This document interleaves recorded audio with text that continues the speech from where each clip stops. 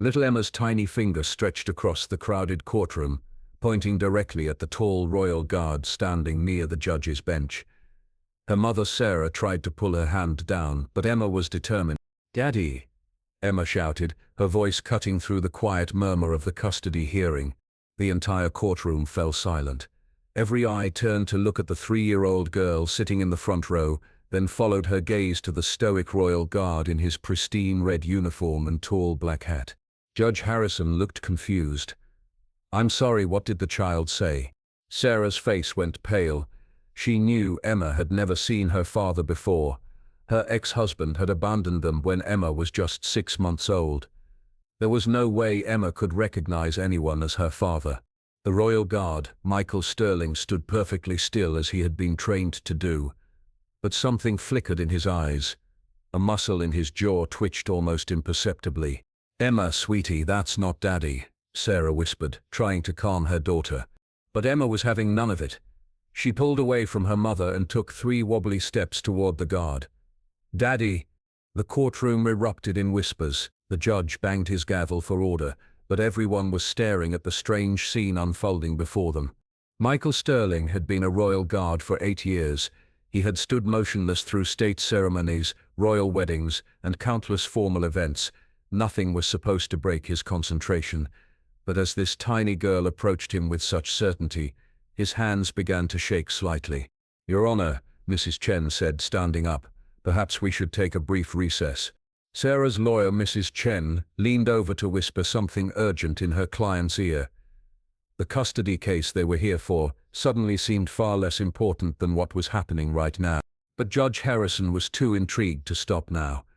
"Guard Sterling, do you know this child?" The question hung in the air like a bomb waiting to explode. Michael Sterling's training told him to remain silent, to maintain his post, but his heart was pounding so hard he could hear it in his ears. Emma had reached him now. She wrapped her tiny arms around his leg and looked up at him with bright blue eyes, eyes that looked exactly like his own. "Officer," the judge said more firmly, "I asked you a question." Michael Sterling looked down at the little girl clinging to his uniform. For 8 years he had wondered about the child he had never met. For 8 years he had regretted the biggest mistake of his life. The courtroom held its breath. Sarah gripped the arms of her chair so tightly her knuckles turned white. She had never told Emma anything about her father except that he had gone away before she was born.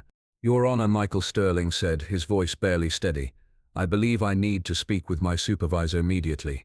20 minutes later, the courtroom had cleared except for Sarah, Emma, their lawyer, and court security. Judge Harrison had called for an emergency recess while Michael Sterling sat in a small conference room with his commanding officer, Captain Reynolds. "Explain to me how a 3-year-old child just recognized you as her father in the middle of a custody hearing," Captain Reynolds said, his voice stern but not unkind. "Go on." "I was dating Sarah Mitchell. We were young, maybe too young. When she told me she was pregnant, I panicked. I had just been accepted into the Royal Guard training program. I thought I had to choose between my duty and my family." Michael Sterling sat with his head in his hands. The pristine uniform that had been his pride for 8 years now felt like a costume. "Sir, 4 years ago, before I joined the Guard, I made some terrible decisions." Captain Reynolds leaned back in his chair. "And you chose duty." "I chose to run away, sir. I convinced myself that Sarah and the baby would be better off without me. I changed my phone number, moved addresses, and threw myself into training. I told myself I was being noble, but really I was just scared." "Have you had any contact with them since?" "None, sir. I sent money through a lawyer for the first year, but Sarah returned it. After that I figured they had moved on. I never even knew if the baby was a boy or AR until today." "Sarah," Mrs. Chen said after hanging up, "we need to talk about what just happened." Back in the courtroom, Sarah was pacing while Emma played quietly with a small toy. Mrs. Chen was on the phone with someone, speaking in hushed tones. "I don't understand any of this," Sarah said, her voice shaking. "Emma has never seen Michael before. How could she possibly know who he is? Children are more perceptive than we think. Maybe she saw something in his face, something familiar. But that's impossible. She was 6 months old when he left. She has no memories of him." Mrs. Chen looked thoughtful. Actually, there might be another explanation. Do you have any photos of Michael in your house? Sarah stopped pacing. I threw them all away when Emma was born. I didn't want any reminders. Then her eyes widened. But wait, my mother. She kept some things from when Michael and I were together. Emma spends a lot of time at her house. What kind of things? Photo albums, maybe some old letters. But Emma can't read, and I never thought she paid attention to old pictures. The door opened and Judge Harrison walked back in, followed by Michael Sterling and his commanding officer. Michael was no longer in his guard uniform. He wore a simple grey suit and looked younger somehow, more vulnerable. Emma looked up from her toy and smiled. Daddy came back. The words hit Michael like a physical blow. He knelt down to Emma's level, careful not to get too close. Hi Emma, do you know who I am? You're my daddy. Grandma showed me pictures. She said you went away, but maybe you would come back someday. Sarah's hands flew to her mouth. She had never known her mother had been showing Emma those old photos. All this time, Emma had been carrying around the image of a father she had never met. Judge Harrison cleared his throat. This is highly unusual, but given the circumstances, I think we need to address what happens next. Sarah's phone rang as they walked out of the courthouse. It was her mother, Betty. Sarah, dear, I saw the news online. Is it true? Did Emma really find her father? Mom, we need to talk. Emma told us you've been showing her pictures of Michael. An hour later, they were all sitting in Betty's small living room. Emma was playing in the corner while the adults talked in low voices. Michael sat uncomfortably on the edge of the couch, still struggling to believe this was really happening. There was a long pause on the other end of the line. I can explain, sweetheart. I never meant for it to happen this way, Betty said, wringing her hands. But Emma was always asking about her daddy. All her little friends at daycare had daddies, and she wanted to know where hers was. So you showed her pictures? Sarah asked, trying to keep her voice calm. Just once or twice. She found my old photo album and asked who the man in the pictures with you was. I told her it was her daddy, but that he had to go away before she was born. Betty got up and pulled a worn photo album from a shelf. She opened it to a page filled with pictures of Sarah and Michael from 4 years ago. They looked so young and happy, completely unaware of the heartbreak that was coming. Look, Betty said, pointing to one photo. Michael was wearing a blue sweater and smiling at the camera. This was taken at Christmas, just 2 months before Emma was conceived. Michael stared at the photo. He remembered that day clearly. They had been so excited about their future together. He had even bought an engagement ring, but had been too nervous to propose. But how is that possible? Sarah asked. People change. He looks different now.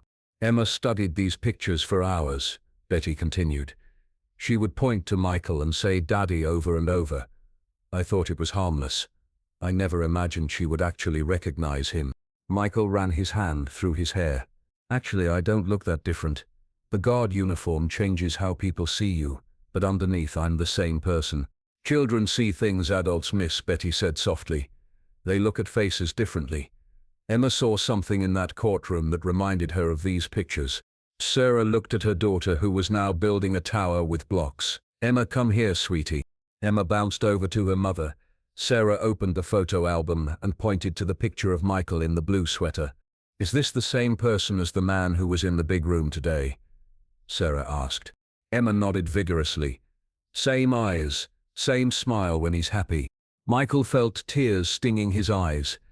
This little girl had spent 3 years looking at his picture, believing someday he might come back.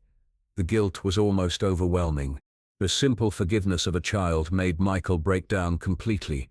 4 years of regret and self-hatred came pouring out. Emma, he said gently, I'm sorry I went away. Emma walked over to him and patted his hand. It's okay, Daddy. You're here now. Sarah watched her ex-boyfriend cry and felt her own walls beginning to crumble. She had spent so long being angry at him, but seeing him like this made her remember why she had fallen in love with in the first place. By the next morning, the story had exploded across every news channel and social media platform. 3-year-old recognizes father from photos, reunites family in courtroom was trending worldwide. What happens now? She asked quietly. Sarah's phone hadn't stopped ringing. Reporters were camped outside her apartment building, and she had to take Emma out the back exit just to get to her car.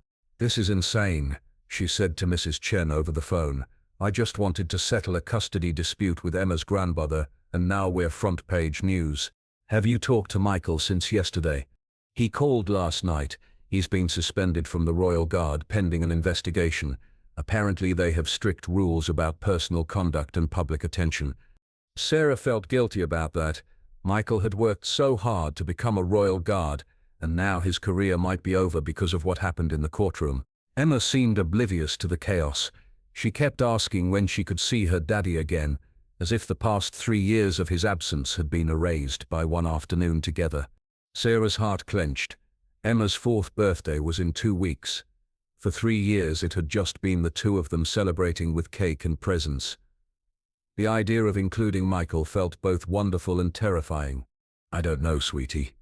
Daddy and Mommy need to talk about a lot of things first." "Mommy, can Daddy come to my birthday party?" Emma asked as they drove to daycare. But he came back like Grandma said he would. At the Royal Guard headquarters, Michael was sitting across from a review board of senior officers. Captain Reynolds was there, along with 2 colonels and a general. "Guard Sterling," the general said, "your personal situation has created a significant public relations issue for the Crown. The royal family values discretion and proper conduct above all else." "I understand, sir. I take full responsibility for my actions." "Your actions were taken 4 years ago before you joined the Guard. However, the current situation reflects on all of us. We need to know what are your intentions regarding this child and her mother." Michael had been awake all night thinking about exactly that question. "Sir, I want to be part of my daughter's life. I want to make amends for the mistakes I made. But I also understand my duties to the Crown." "Those 2 things may not be compatible," one of the colonels said. "Royal Guards are expected to maintain certain standards of privacy and conduct. Your personal life cannot become a public spectacle." "Will it?" "This story has captured the public imagination. You're being called a hero for reuniting with your daughter, but also criticized for abandoning her in the first place. This is exactly the kind of office the royal family wants to avoid." "The media attention will die down," Michael said, though he wasn't entirely sure he believed it. Michael felt his career slipping away, but for the first time in 4 years he knew what his priorities were. "Sir, I respectfully request a leave of absence to sort out my personal affairs. My daughter needs me, and I won't abandon her again." The general exchanged glances with the other officers. "We'll consider your request. In the meantime, you remain suspended from active duty." That evening, Michael knocked on Sarah's apartment door. She had agreed to let him visit Emma, but only for an hour and only with Sarah present. Emma ran to the door when she heard the knock. "Daddy, you came." Michael scooped her up in his arms, marveling at how light she was, how perfectly she fit against his shoulder. "I promised I would come, didn't I?" Sarah watched the interaction with mixed emotions. She could see how natural Michael was with Emma, how much Emma adored him already. But she couldn't forget the pain of being abandoned when she needed him most. "This is my bed," Emma announced proudly. "And this is Mr. Bear. He keeps the scary dreams away." Emma grabbed Michael's hand and pulled him down the hallway. Sarah followed, watching as Emma showed off her toys, her books, her drawings on the wall. "Emma, why don't you show Daddy your room?" Sarah suggested. "But just for a few minutes, then we need to have dinner." Michael noticed a small framed photo on Emma's nightstand. It was one of the pictures from Betty's album, the one of him in the blue sweater. "Grandma gave me that so I could remember what you look like," Emma said matter-of-factly. The simple statement broke Michael's heart all over again. For 3 years, this little girl had gone to sleep looking at his picture, hoping he would come back. "Emma, can you play in your room for a little while? Mommy and Daddy need to talk," Sarah said. They went back to the living room and sat on opposite ends of the couch. The distance between them felt like miles. "She's amazing," Michael said softly. "She's so smart and funny and kind. You've done an incredible job raising her." "I had help from my mom," Sarah replied. "But it wasn't easy, Michael. There were so many nights when she cried for a daddy she'd never met. So many times when I had to explain why other kids had fathers and she didn't." "I know. I'm sorry doesn't begin to cover it, but I am. I'm sorry for leaving. I'm sorry for not being here. I'm sorry for missing so much of her life. Sarah felt tears building up. Why did you really leave, Michael? And don't give me that story about choosing duty over family. I knew you. You weren't that selfish. So you made sure you did. Michael was quiet for a long time. I was scared, he finally admitted. My own father left when I was 7. I grew up watching my mother struggle to raise 3 kids alone. I was versed I would turn out like him. I convinced myself that leaving was protecting you from that pain. I thought if I left cleanly, quickly, you could find someone better. Someone who wouldn't let you down. He nodded, tears streaming down his face. You're right, I was a coward. I was 23 years old and terrified of being responsible for another person's life. That wasn't your choice to make, Michael. That was our choice to make together. What's different now? Sarah wiped her own tears away. Emma needs stability, Michael. She needs to know that if you're going to be in her life, you're going to stay in her life. Michael looked toward Emma's room, where they could hear her singing quietly to her stuffed animals. Now I know what I lost. Now I know that my fear of becoming my father made me become exactly like him. And I can't live with that anymore. I'm not going anywhere, he said firmly. I don't care if I lose my job. I don't care about the media attention. I don't care about anything except being the father Emma deserves. And what about us? Sarah asked quietly. The question hung in the air between them. They weren't the same people they had been 4 years ago. Sarah was stronger, more independent. Michael was more mature, more grounded. But the love they had once shared was still there, buried under years of hurt and anger. I don't know, Michael said honestly. I know I hurt you terribly. I know I don't deserve a second chance. But I also know that I never stopped loving you. He didn't quit. He's on indefinite leave while they decide what to do with him. And he didn't say he wanted to get back together. He just said he still loves me. A week later, Sarah was sitting in a coffee shop with her best friend Jenny, trying to make sense of everything that had happened. So let me get this straight, Jenny said. Emma recognized her father from old photos. He's quit his dream job to be with her. And now he wants to get back together with you. That's what you want for Emma. What do you want for yourself? What do you want, Sarah? It was the question Sarah had been avoiding all week. I want Emma to have her father in her life. She's been happier this past week than I've ever seen her. Do you think Michael can give you that? Sarah stirred her coffee absently. I want to stop being angry. I want to stop looking over my shoulder, wondering if the people in my life are going to leave. I want to feel safe again. I don't know. 4 years ago, I would have said yes without hesitation. Now, people change, but do they really change? What does your gut tell you? Sarah thought about the past week. Michael had visited Emma every day, never missing a time he said he'd be there. He had been patient with Sarah's boundaries, respectful of her space, gentle with Emma's airs. My gut says he's different, more grown up, but my head says I'm an idiot if I trust him again. What does Emma say? Sarah laughed despite herself. Emma says we should all live together and get a dog. Smart kid. So have I. That evening Sarah made a decision. She called Michael and asked him to come over after Emma was asleep. I've been thinking about what happens next, she said when he arrived.